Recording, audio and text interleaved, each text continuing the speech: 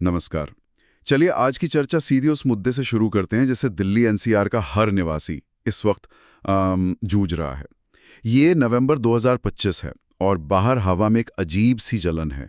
Air quality index यानी AQI लगातार 400 और 500 के बीच गंभीर श्रेणी में अटका हुआ है।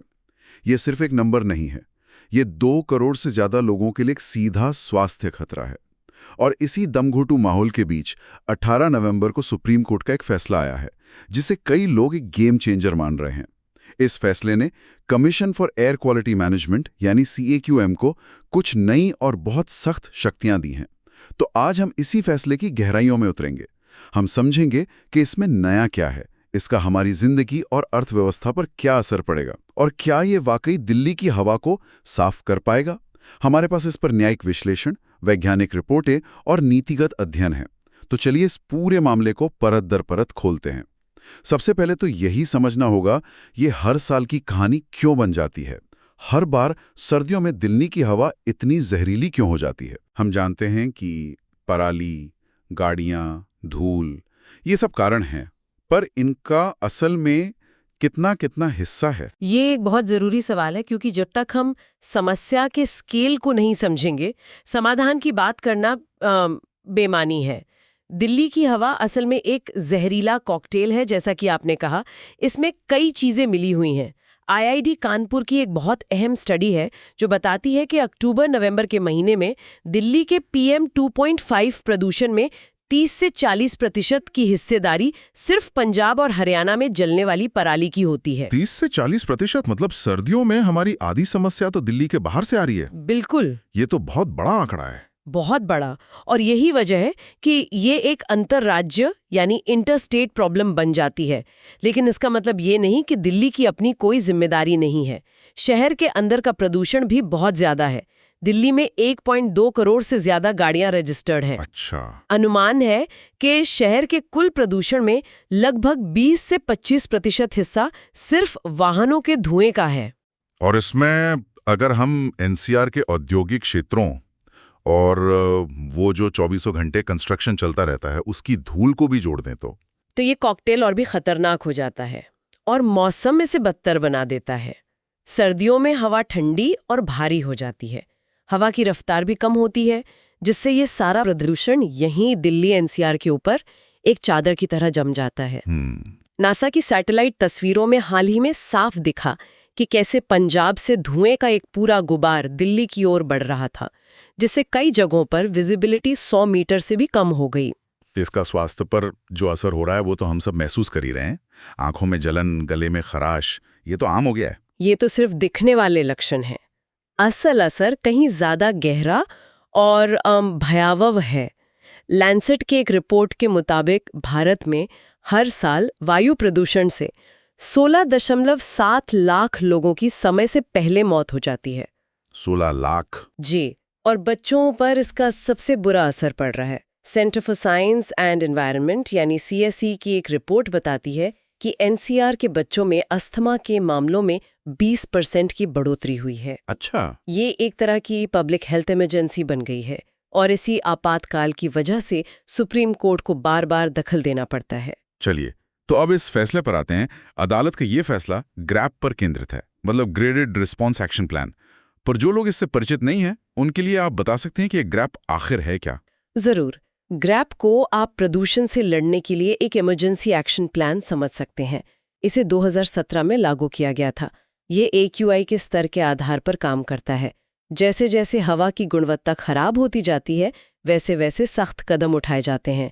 इसे 4 स्टेज में बांटा गया है। यानी एक तरह से प्रदूषण के लिए एक अलर्ट सिस्टम, जैसे तूफान या बाढ़ के लिए होता है। बिल्कुल सही। स्टेज I खराब हवा पर लागू होता है। इसमें सड़कों पर पानी का छिड़काव और धूल को दबाने जैसे काम होते हैं। स्टेज 2 बहुत खराब हवा पर आता है, जिसमें डीजल जनरेटर और कोयला जलाने पर पाबंदी लग जाती है। लेकिन असली सख्ती शुरू होती है स्टेज 3 से। हाँ, स्टेज 3 यानी गंभीर हवा। इसी पर सबसे ज्यादा बहस होती है। इसमें क्या क्या शामिल है? स्टेज 3 में बड़े और सख्त कदम उठाए जाते हैं, जैसे जरूरी प्रोजेक्ट्स को छोड़कर सभी तरह के निर्माण और तोड़फोड़ के कामों पर रोक, उद्योगों पर पाबंदी और BS3 पेट्रोल और BS4 डीजल गाड़ियों पर रोक। वर्क फ्रॉम होम और ऑड इवन लागू करने की सलाह भी इसी स्टेज में दी जाती है। और स्टेज 4? और अगर हालात और बिगड़कर गंभीर प्लस यानी AQI 450 के पार चला जाए तो स्टेज 4 लागू होता है। इसमें ट्रकों की एंट्री बंद हो जाती है और स्कूल कॉलेज भी बंद कर दिए जाते हैं। ये प्लान तो सुनने में काफी मजबूत लगता है, एक साफ एक्शन प्लान है। तो फिर दिक्कत कहाँ थी? ये हर साल नाकाम क्यों हो रहा था? दिक्कत इसके इरादे में नहीं बल्कि इसे लागू करने के तरीके में थी। ग्रैप की सबसे बड़ी कमजोरी थी इसकी सुस्त रफ्तार। नियम ये था कि CAQM पहले स्थिति का जायजा लेगा, फिर राज्यों के साथ मीटिंग करेगा और फिर आदेश जारी होगा। अच्छा, तो इसमें तो समय लगता होगा? बहुत। इस पूरी प्रक्रिया में 24 से 48 घंटे लग जाते थे। जब तक स्टेज 3 लागू करने का फैसला होता था तब तक हवा और भी जहरीली हो चुकी होती थी। मतलब टू लिटिल टू लेट वाला मामला था। बिल्कुल। तो सुप्रीम कोर्ट के 18 नवंबर के फैसले ने इसी कमी को दूर किया है। इसमें क्या खास है? यही इस फैसले का सबसे बड़ा और कह सकते हैं क्रांतिकारी पहलू है। जस्टिस अभय S. ओका और ऑगस्टीन जॉर्ज मसी की बेंच ने CAQM को असाधारण शक्तियां दे दी हैं। क्या शक्तियां? अब CAQM को किसी से पूछने या किसी की मंजूरी का इंतजार करने की जरूरत नहीं है। जैसे ही AQI गंभीर श्रेणी में पहुंचेगा, CAQM स्वतंत्र रूप से स्टेज 3 लागू कर सकता है, तुरंत। एक मिनट, मतलब अब कोई मीटिंग नहीं, कोई ब्यूरोक्रेटिक डिले नहीं, AQI बढ़ा और एक्शन शुरू। बिल्कुल। और सिर्फ इतना ही नहीं, अदालत ने CAQM को और मजबूत बनाते हुए ये अधिकार भी दिया है कि वो नियमों का उल्लंघन करने वाली किसी भी इकाई पर, चाहे वो कोई बिल्डर हो या कोई फैक्ट्री, उस पे 1 करोड़ रुपए तक का जुर्माना लगा सकता है। 1 करोड़ रुपए? जी, ये बहुत बड़ा बदलाव है। पहले ग्रैप एक तरह की सलाह या सिफारिश थी, अब ये एक सख्त अनिवार्य आदेश बन गया है और इसके उल्लंघन की भारी कीमत चुकानी पड़ेगी। ये तो वाकई बहुत सख्त कदम है। इससे तो उद्योगों और बिल्डरों पर काफी दबाव बनेगा। तो चलिए अब उन उपायों पर बात करते हैं जो इस फैसले के तहत लागू किए जा रहे हैं। सबसे ज्यादा चर्चा वर्क फ्रॉम होम की हो रही है। हाँ। ये प्रदूषण कम करने में कितनी मदद कर सकता है? इसका लक्ष्य बहुत साफ है, सड़कों से गाड़ियों का बोझ कम करना। 50% कर्मचारियों के लिए वर्क फ्रॉम होम अनिवार्य करने का मतलब है कि लाखों गाड़ियां सड़कों पर नहीं उतरेंगी। सही बात है। एक अनुमान है कि सिर्फ इस एक कदम से पीक आवर्स में ट्रैफिक में 20 से 25% की कमी आ सकती है। इससे सीधे तौर पर नाइट्रोजन डाइऑक्साइड का उत्सर्जन 15% तक घट सकता है। हमने 2020 के लॉकडाउन में इसका एक तरह से लाइव डेमो दिखाई था। बिल्कुल, जब दिल्ली का AQI 50% तक गिर गया था और आसमान नीला दिखने लगा था। हाँ, वो तस्वीरें तो हम सबको याद हैं। लेकिन वर्क फ्रॉम होम सिर्फ एक हिस्सा है। प्रदूषण का एक बहुत बड़ा स्रोत तो कंस्ट्रक्शन और फैक्ट्रियां हैं।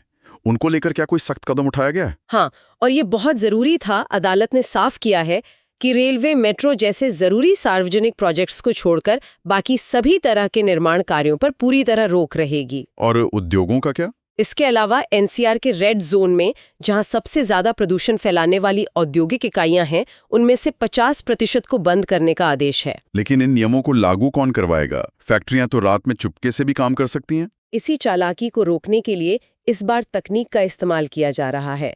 इन औद्योगिक इकाइयों की निगरानी ड्रोन से की जाएगी। ड्रोन से? अच्छा जी। ताकि ये सुनिश्चित हो कि नियम सिर्फ कागज पर न रहें। इसके अलावा सार्वजनिक परिवहन को बढ़ावा देने पर भी जोर है। मॉल्स में 100% इलेक्ट्रिक वाहन चार्जिंग पॉइंट लगाना अनिवार्य कर दिया गया है। और आम लोगों के लिए? आम लोगों को मेट्रो इस्तेमाल करने के लिए प्रोत्साहित करने के लिए सब्सिडी वाले मासिक पास की भी व्यवस्था की गई है। ये सब सुन के तो लगता है कि इस बार कोशिश काफी व्यापक है। क्या इसका कोई अनुमान है कि अगर ये सब सख्ती से लागू हो तो स्वास्थ्य पर कितना फर्क पड़ेगा? The energy and resources institute यानी टेरी का एक अनुमान काफी चौंकाने वाला है। क्या कहता है वो अनुमान? उनके मुताबिक अगर ये सभी उपाय ईमानदारी से लागू किए जाते हैं तो सिर्फ इस एक सर्दी में प्रदूषण से होने वाली 10,000 से 15,000 समय से पहले होने वाली मौतों को टाला जा सकता है। 15,000 मौतें? ये आंकड़ा तो इन सभी सख्त कदमों को सही ठहराता है। लेकिन हर सख्त कदम की एक कीमत होती है। इन सब का अर्थव्यवस्था पर, समाज के अलग अलग वर्गों पर क्या असर पड़ेगा? ये हमारी सेहत के लिए तो अच्छा है, पर क्या हमारी जेब के लिए भी अच्छा है? ये एक बहुत ही जटिल सवाल है और इसके 2 पहलू हैं। फिक्की की एक स्टडी बताती है कि जब भी ग्रैप का स्टेज 3 लागू होता है तो दिल्ली NCR की अर्थव्यवस्था को उत्पादकता में सालाना लगभग 5,000 करोड़ रुपए का नुकसान होता है। 5,000 करोड़? जी, कंस्ट्रक्शन रुकने से छोटे बिल्डरों को 30% तक का घाटा झेलना पड़ता है। सप्लाई चेन बाधित होती है। ये तो बहुत बड़ा आंकड़ा है। मतलब साफ हवा और अर्थव्यवस्था के बीच एक सीधा टकराव दिख रहा है। एक तरह से हाँ, लेकिन इसका दूसरा पहलू भी है। वर्क फ्रॉम होम से आईटी और सेवा क्षेत्र को फायदा भी हो सकता है। कैसे? उस क्षेत्र में लगभग 20 लाख लोग काम करते हैं। उनकी उत्पादकता शायद बढ़ जाए, कंपनियों का ऑपरेशनल खर्च कम हो। लेकिन यहाँ एक और बड़ा सवाल उठता है समानता का। एक सॉफ्टवेयर इंजीनियर अपने घर के आराम से काम कर सकता है, लेकिन एक दिहाड़ी मजदूर, सही बात है, एक कंस्ट्रक्शन वर्कर या एक फूड डिलीवरी करने वाला गिग वर्कर क्या करेगा? ये बहुत जरूरी मुद्दा है। उनकी तो रोज की कमाई मारी जाती है। क्या अदालत ने इन कमजोर वर्गों की चिंताओं पर ध्यान दिया है? हाँ, और ये इस फैसले का एक सकारात्मक पहलू है। अदालत इस मुद्दे को लेकर काफी संवेदनशील रही है। कोर्ट ने CAQM को निर्देश दिया है कि वो कमजोर वर्गों की मदद के लिए 100 करोड़ रुपए का एक विशेष फंड बनाए। अच्छा, एक सेफ्टी नेट बनाने की कोशिश की गई है। जी, इस फंड का इस्तेमाल जरूरतमंद लोगों को मुफ्त N95 मास्क देने, मोबाइल मेडिकल वैन चलाने और टेलीमेडिसिन जैसी सुविधाएं मुहैया कराने के लिए किया जाएगा। ये तो अच्छी बात है। कोशिश तो है, लेकिन एक और सामाजिक पहलू है जिसे नजरअंदाज नहीं किया जा सकता। UN विमेन की एक स्टडी बताती है कि वर्क फ्रॉम होम का बोझ अक्सर महिलाओं पर ज्यादा पड़ता है, जिन्हें घर और दफ्तर दोनों के काम का दोहरा बोझ उठाना पड़ता है। तो इन नीतियों के सामाजिक प्रभाव भी हैं जिन्हें ध्यान में रखना होगा। बिल्कुल, एक सख्त आदेश दे देना एक बात है, लेकिन उसे इतने बड़े और जटिल इलाके में जमीन पर उतारना बिल्कुल दूसरी बात है। इसे लागू करने में सबसे बड़ी चुनौतियां क्या हैं? सबसे बड़ी चुनौती तो एनफोर्समेंट की है। नियम बना देना एक बात है, पर उसे लागू कौन करवाएगा? CAQM के पास पूरे NCR के 23 जिलों की निगरानी के लिए सिर्फ 200 लोगों की टीम है। सिर्फ 200 लोग? जी, ये ऊंट के मुंह में जीरा जैसा है।